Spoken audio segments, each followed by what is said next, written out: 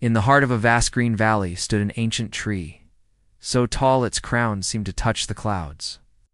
Its trunk was thick and gnarled, its roots like giant arms holding the earth together. The villagers called it the Tree of Seasons, for it had stood for hundreds of years, watching over the land through storms, sunshine, and snow. High among its branches lived a pair of parrots, Rumi and Layla. Their feathers shone emerald green with hints of gold, and their voices filled the valley with melodies every morning. They had built their nest in a hollow that the tree had shaped perfectly for them, as if it had been waiting for their arrival. The tree loved the parrots, swayed gently to rock their nest in the wind, shielded them from heavy rain with its leaves, and kept them safe from predators by twisting its branches around them at night. Rumi and Layla, in return, spoke to the tree every day. They told it stories of the valley, of how the river sparkled in the morning light, and how the flowers danced in the breeze.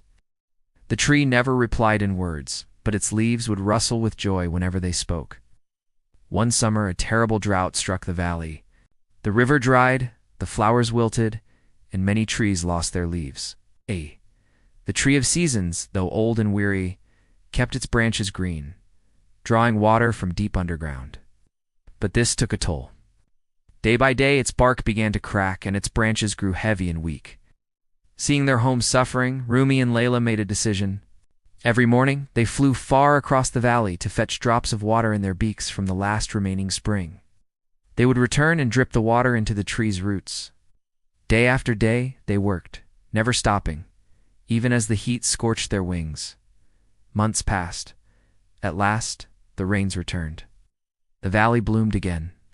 The Tree of Seasons stood strong, its leaves shining brighter than ever. It had survived, not because of its age or its strength, but because two small parrots had loved it enough to save it. From then on, the villagers spoke of the bond between the tree and the parrots. They said it was proof that even the smallest hearts can carry the greatest love. And if you ever visit that valley, you will still hear the songs of Rumi and Layla in the mornings, high in the branches of the Tree of Seasons, singing not just for the valley, but for the friend who had given them a home.